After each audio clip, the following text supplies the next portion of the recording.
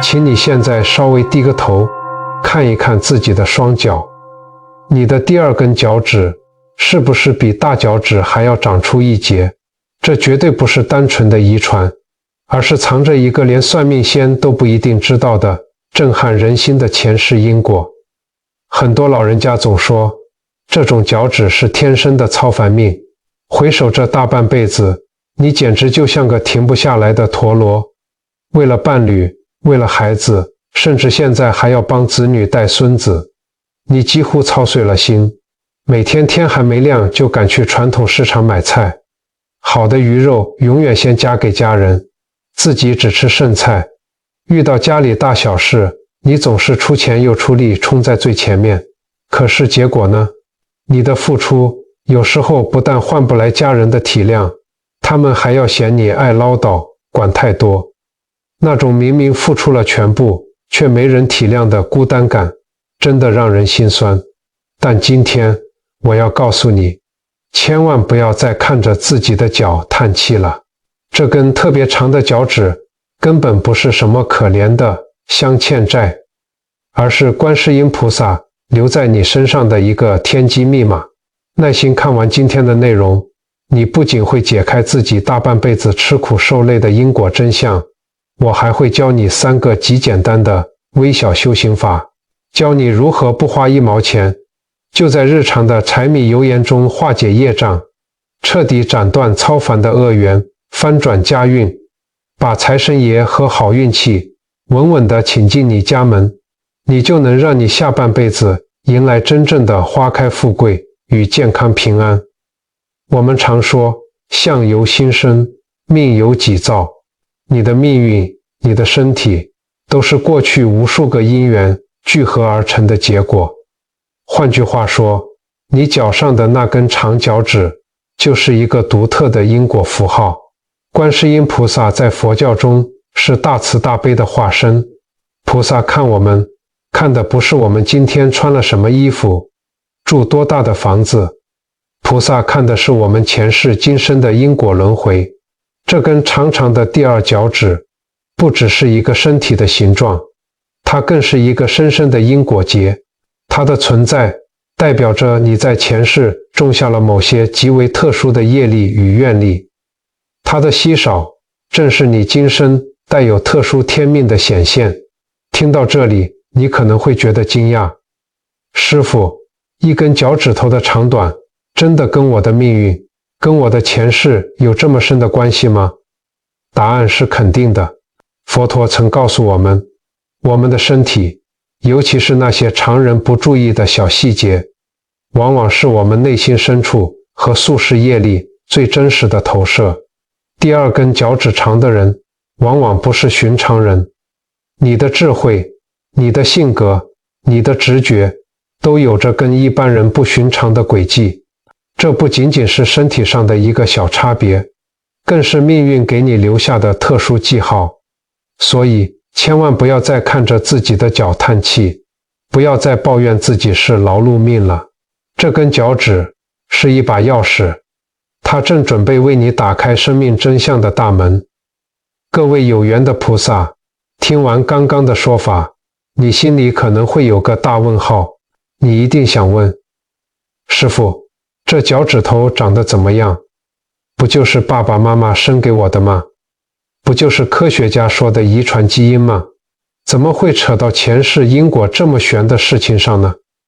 这就是我们今天要探讨的重点。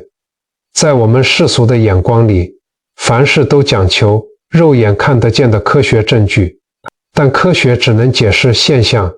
却无法解释现象背后的为什么。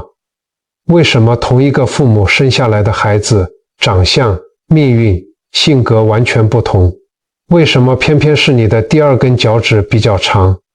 这时候，我们就需要借用佛法的智慧来进行一次视角的拔高，也就是从更高的境界来看透我们生命底层的运作逻辑。佛教里有一个非常核心、非常优美的概念，叫做因缘和合。这个词听起来好像很深奥，其实用白话文来说，一点都不难懂。就像我们厨房里最常见的一道卤肉，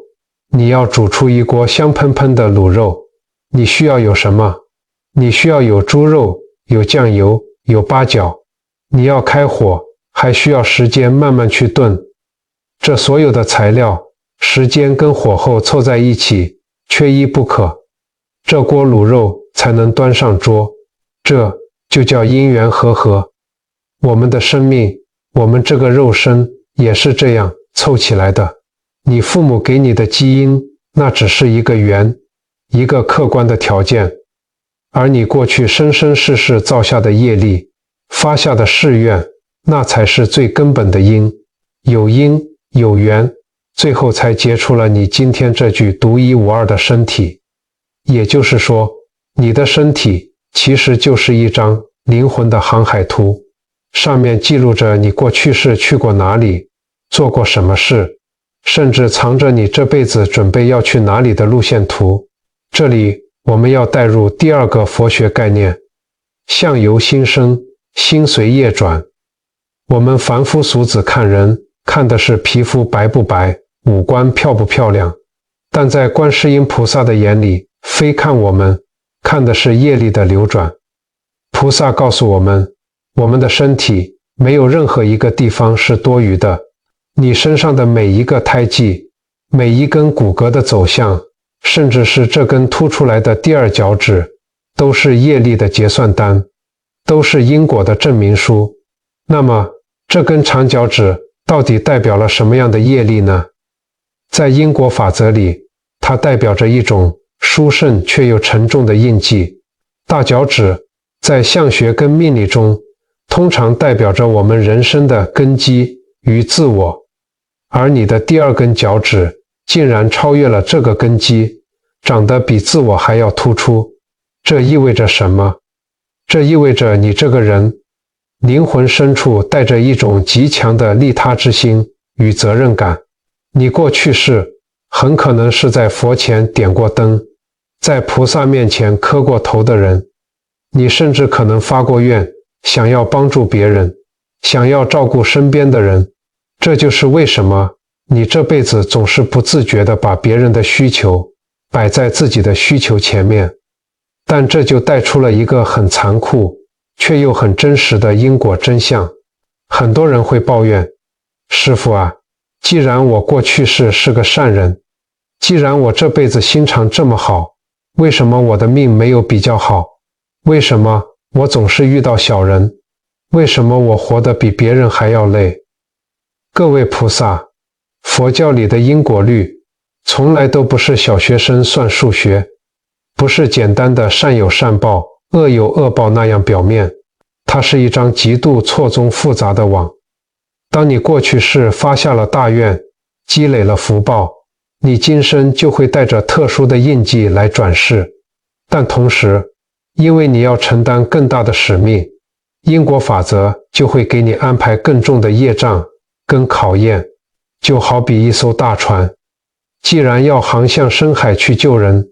就注定要面对比小船更猛烈的狂风暴雨。这根长脚趾就是观世音菩萨留给你的一组天机密码。菩萨知道你这辈子会走得很辛苦，知道你会因为太善良而受委屈，所以非在你身上留下了这个记号。菩萨是在用这种方式温柔地提醒你，孩子，你现在经历的苦难，那些让你掉眼泪的坎坷，不是老天爷在惩罚你，更不是你运气不好，这些业障是一块磨刀石，它是为了磨去你灵魂里的杂质，让你生出真正的智慧与慈悲。这绝对不是迷信，而是对生命最深层次的敬畏。当我们明白了这个底层逻辑，你再低头看看自己那根略显突兀的脚趾，你还会觉得它是负担吗？你还会因为别人的不理解而感到痛苦吗？不会了，因为你懂了，这不是普通的脚趾，这是你前世修行的足迹，是你今生要化解业障，走向觉悟的勋章。因缘未足时，这样的人在人群中默默无闻，吃苦受罪；因缘具足时，你们这群带着特殊印记的人就是世间最好的点灯人。各位菩萨，听到这里，你可能会叹一口气说：师父啊，原来我这第二根脚趾长，代表我是来还债、来承担的。可是这承担的滋味实在是太苦了啊！你的苦，佛菩萨都看在眼里。为什么带有殊胜印记、心地越善良的人，往往活得越累？为什么你总是遇到那么多考验？为了解开这个心结，我们来听2个佛门里的经典故事，对照一下我们现在的生活，你就会恍然大悟。第一个故事是关于观世音菩萨在出家前化身为妙善公主的公案。传说中，妙善公主生在帝王家，却一心向佛，不愿顺从父亲的安排，去贪图世俗的荣华富贵。她的父亲，也就是国王，因此勃然大怒，把她赶出皇宫，甚至百般折磨她，让她在最破旧的寺庙里做最粗重的苦工。妙善公主明明心地最善良，却被自己最亲的家人误解、刁难，吃尽了苦头。可是后来，国王生了重病，群医束手无策，只有一种药能救，那就是亲生骨肉的手和眼。当时，国王身边那些平时最得宠的妃子、最听话的孩子，没有一个人愿意牺牲。最后是谁救了他？是被他赶出家门、吃尽苦头的妙善公主。她毫不犹豫地献出了自己的手和眼，救了曾经伤害过她最深的父亲。最终她修成正果，成了我们今天敬拜的千手千眼观世音菩萨。各位菩萨，我们把这个故事拉回我们现在的家庭里，这像不像你大半辈子的缩影？想想看，在你这个家里，从年轻时做媳妇、伺候公婆、照顾先生，到现在年纪大了，还要帮忙子女带孙子，家里大小事，谁生病了，谁缺钱了，你永远是第一个跳出来帮忙的人。可是你得到了什么？有时候先生嫌你唠叨，媳妇觉得你管太多，连你一手带大的孙子，可能还会顶嘴气你。你心里是不是觉得很委屈？就像妙善公主一样，明明付出的最多，却最不被理解。但请你转念一想，这不是老天爷在欺负你，这是菩萨的模考。佛教里说，无魔不成佛。你以为你是在为这个家做牛做马吗？不是的，你这是在行菩萨道。你家里的那些刁难你的亲人，其实都是来成就你的逆增上缘。因为你的第二根脚趾长，代表你带着深厚的愿力而来，你注定要用你的包容跟牺牲来度化你身边的这些家人。当你不再抱怨，而是用慈悲心去看待他们的无明，你的业障就消了一大半。我们再来听第二个故事，关于唐朝的玄奘大师。玄奘大师为了求取真正的佛经，发愿要走到遥远的天竺，也就是印度。这条路108000里，走过了沙漠、雪山，中间遇到了无数的盗贼和绝境。我们常说的《西游记》里的99811难，虽然是神话，但真实历史上的玄奘大师经历的生死考验只有更多。当时很多人不明白，玄奘大师是个得道高僧，心地那么纯洁，为什么菩萨不直接派只神雕把他载过去？为什么要让他走得脚底流血，差点渴死在沙漠里？原因很简单，愿力越大，魔考越多。如果玄奘大师只是想在长安城的寺庙里做个舒舒服服的和尚，他根本不用吃这些苦。但他发的是普度众生的大愿，因果法则就会给他安排最严苛的考验，来锻炼他的心智。这在佛学上叫做重报轻受，把你过去生生世世原本要在地狱里受的重罪，转化为今生修行路上的苦难，一次结算清楚。再看看我们身边一些朋友的真实情况，很多第二脚趾长的人，除了照顾家庭，还非常有善心。你可能常常去家附近的公庙、道场做义工，帮忙洗菜、煮香鸡，也就是准备素斋，或者帮忙打扫佛堂。你本来是发好心去帮忙的，结果呢，在道场里，有时候还是会遇到人事纷争，有人说话酸言酸语，有人背后嫌你做得不够好，你气得晚上睡不着，心想，我是来做善事的，又没拿钱，还要受这种气。各位菩萨，这就是你的81难啊！你去煮香鸡做义工，那是你在累积福报，但别人对你的酸言酸语，那就是菩萨派来考验你的关卡。菩萨要看的是，当别人伤害你的时候，你的心会不会动摇？如果你生气了，退转了，说我以后再也不去了，那这场考试你就没及格。但如果你能像玄奘大师一样，不管外界风沙多大，我就是坚定地走我的路，心里想着阿弥陀佛，谢谢你来消我的业障，那你就是在逆境中长出了莲花。你的第2根脚趾之所以长，正是因为你跟妙善公主、玄奘大师一样，灵魂里有着不甘平凡、愿意承担的种子。普通的脚趾走普通的路，长脚趾注定要走一条充满荆棘，但最终会通往光明与解脱的菩萨道。所以千万不要害怕苦，不要抗拒孤独。这份与众不同的孤独，正是你跟佛菩萨之间最深密的连结。各位有缘的菩萨，听完了刚刚的故事，我们现在把镜头拉回你我每天生活的真实红尘里。很多第2根脚趾长的菩萨，不管你是先生还是太太，心里往往都有一个共同的痛，那就是一种深深的孤独感。这种孤独，不是说你身边没有人陪，相反地，你可能儿孙满堂，逢年过节家里热热闹闹的，可是当夜深人静，大家各自回房睡觉，你一个人坐在客厅的沙发上，看着电视里重播的节目，心里却常常觉得空空荡荡的。为什么？因为你觉得没有人真正懂你。你一辈子省吃俭用，去菜市场买菜，新鲜的鱼肉、好吃的菜，永远是先夹给先生和孩子，自己总是默默地啃鱼骨头，吃剩菜。好不容易把孩子拉拔长大了，看着他们有了自己的家庭，你却还是放不下心。你还在操心儿子房贷缴了没，女儿工作顺不顺利，孙子补习班报了没。你就像个陀螺一样，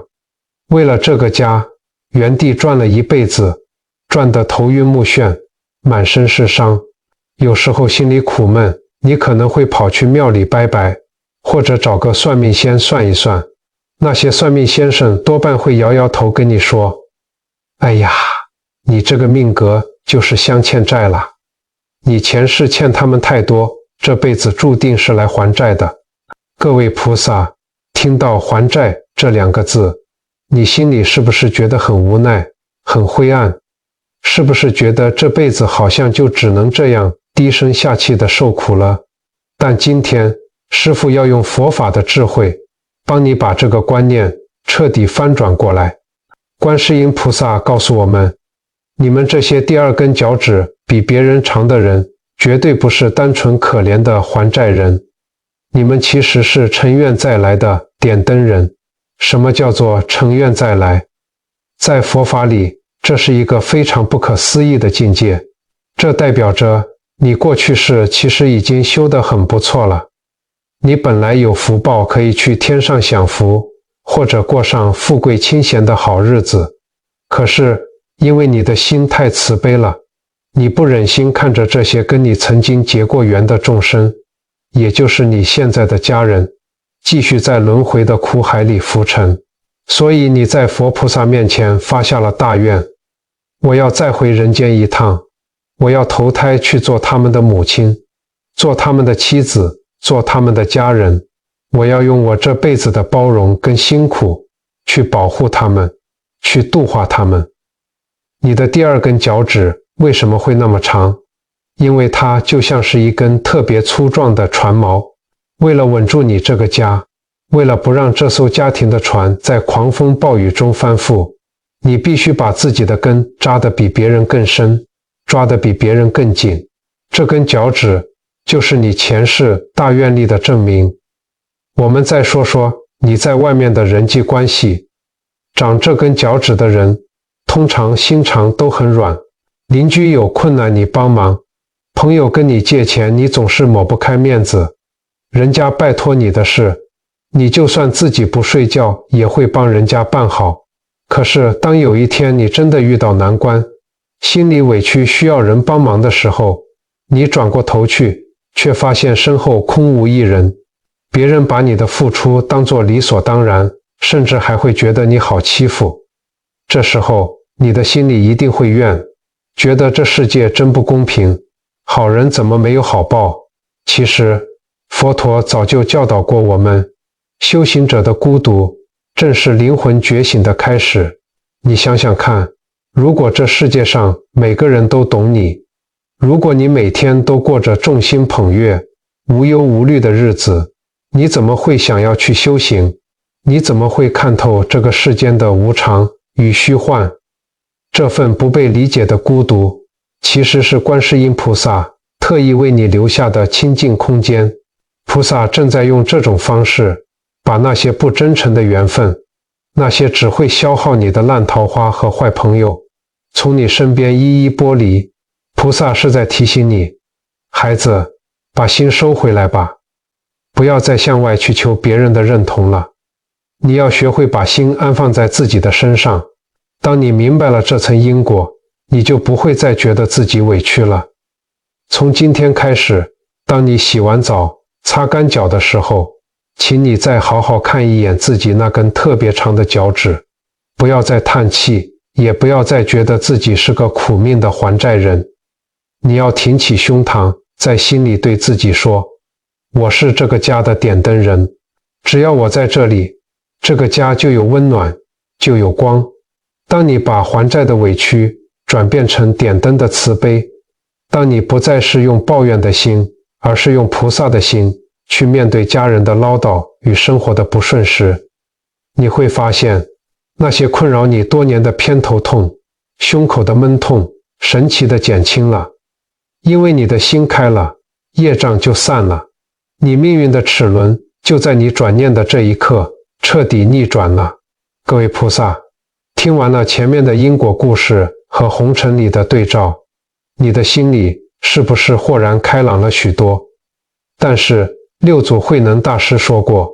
佛法在世间，不离世间觉。明白道理是一回事，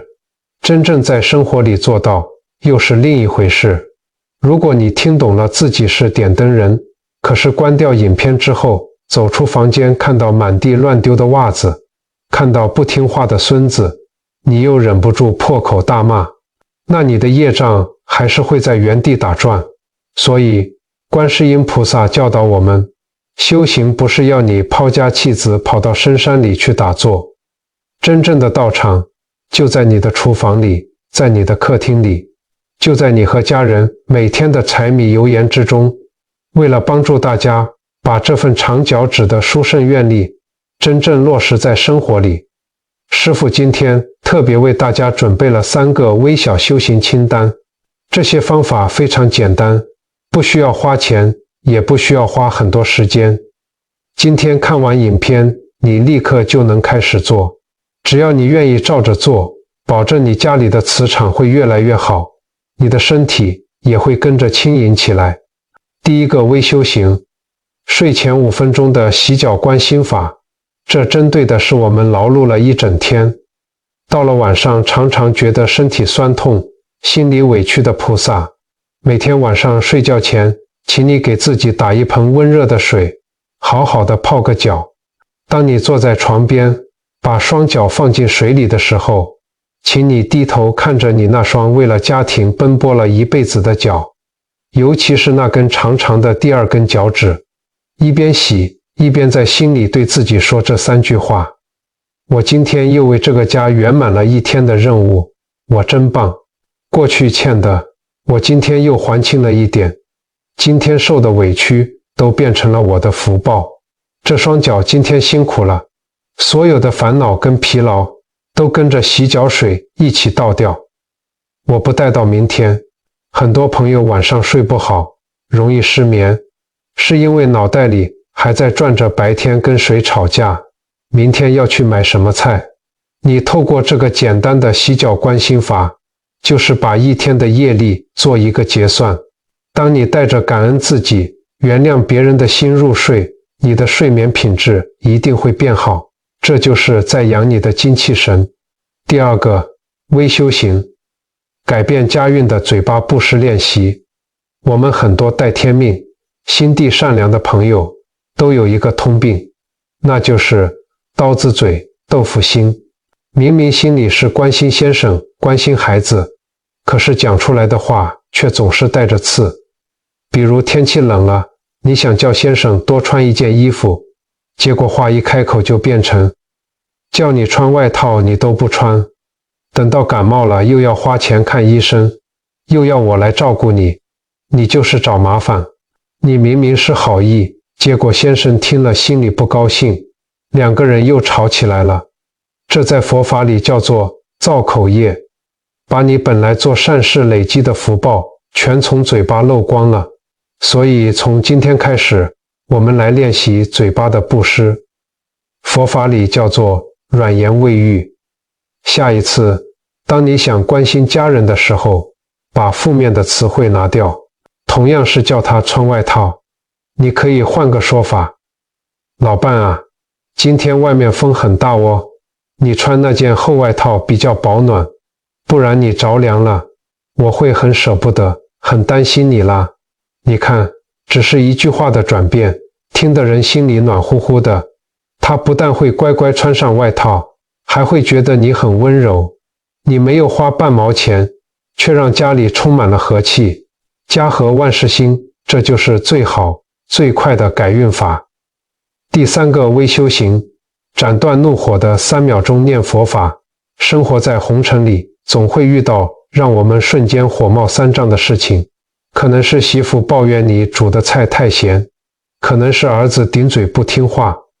我们凡夫俗子遇到这种事，第一反应就是马上反击，破口大骂。这个一来一往的对骂，就是因果报应正在发生。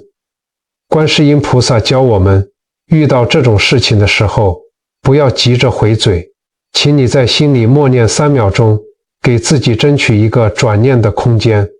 当对方惹你生气时，你在心里深呼吸，闭上嘴巴，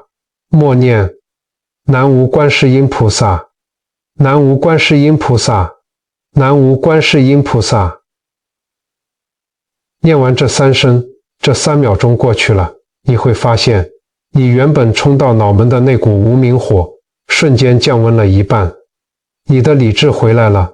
你会突然看见对方话语背后的无奈，或者看见自己的执着。只要这3秒钟你忍住了，没有把难听的话骂出口，你就成功地斩断了一次恶缘，化解了一次业障。各位菩萨，这3个微小的行动，睡前洗脚的感恩，把关心好好说出口，生气前念3声菩萨，听起来是不是很简单？但这就是最高深的佛法。你的第2根脚趾长，代表你这艘船的吨位很大。只要你愿意在日常生活中用这3个方法慢慢地转动你生命的方向盘，你这艘大船一定能平稳地驶出苦海，带着你全家人一起航向幸福安乐的彼岸。各位有缘的菩萨，今天的影片我们从一根小小的第2根脚趾，一路谈到了生生世世的因果业力，谈到了观世音菩萨的慈悲大愿，也谈到了我们每天在红尘里打滚的修行功课。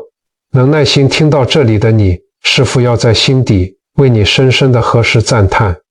因为这代表你的善根极为深厚，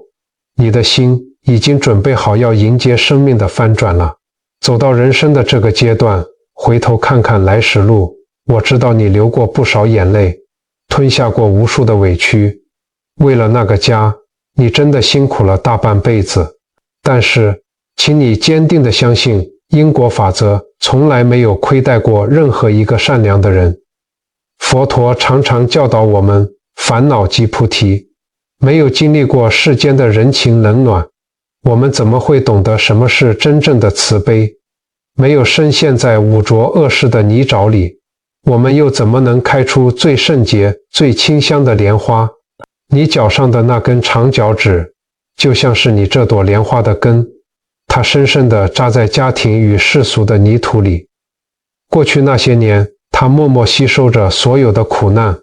不解与委屈，将这些业障一步步转化为灵魂的养分。而现在，漫长的考验已经接近尾声，因缘已经具足，是你该脱胎换骨，迎来花开富贵的时候了。请你闭上眼睛感受一下，观世音菩萨有千手千眼。此刻，菩萨的一只慈悲之眼正温柔地注视着荧幕前的你，菩萨的一只温暖之手正轻轻地拍着你疲惫的肩膀。菩萨全都知道，菩萨在你的耳边轻声说：孩子，你做得很好，你辛苦了，放宽心吧。从今天开始，把重担交给我，一切都会慢慢好起来的。就在你放下执着，心念转动的这一个当下，你生命里的阴霾已经开始散去，你家里的病痛会渐渐好转，身边那些消耗你的小人会自动远离，取而代之的是财神爷的敲门声，是健康与平安的降临。明天就是你好日子真正的开始。佛教常说，万法唯心造，网络的世界其实也是一个巨大的能量磁场。今天我们能透过这支影片相遇，就是千百年修来的殊胜善缘。为了让这份好运与正能量不断的扩大，师父想邀请荧幕前的你，跟我们一起完成今天最后也是最重要的一项修行功课——文字布施。请你在这支影片的留言区留下你的善言或者是祈福语。你可以打上愿花开富贵，财喜双至，恶缘远离，善缘相聚，或者是简单的一句南无大慈大悲观世音菩萨，感恩一切最好的安排。当你在留言区敲下这些祝福的时候，请记住，你不仅仅是在为自己和家人祈福，你更是为下一位点进这支影片，可能正在深夜里掉眼泪，感到无助的陌生人，点亮了一盏充满希望的灯。想象一下，当几千人、几万人、百万个善良的灵魂都在这个留言区里留下满满的善念与祝福，这里就会汇聚成一个充满无量光芒的线上祈福道场。这股强大无比的正向磁场会化作最深厚的福报，千百倍地回馈到你自己和你最爱的家人身上，让这份财运与健康坚不可摧。感谢你今天花时间陪师父一起走过这段探寻生命与因果的旅程。愿你未来的每一天都能带着这份觉悟，细细品味生活的每一个细节，心怀敬畏，踏实自在。愿观世音菩萨的慈光时时刻刻护佑着你，护佑着你全家大小平安喜乐。快来点赞接财运，留下你的祝福吧。如果你喜欢今天的内容，觉得这支影片为你的心灵带来了平静与力量，请轻轻点击订阅按钮，并顺手按下小铃铛。这不仅是对我们频道最大的鼓励，更是一份结善缘的举动。让我们未来能持续为你送上温暖人心的佛学智慧。我们下期影片再结善缘，阿弥陀佛。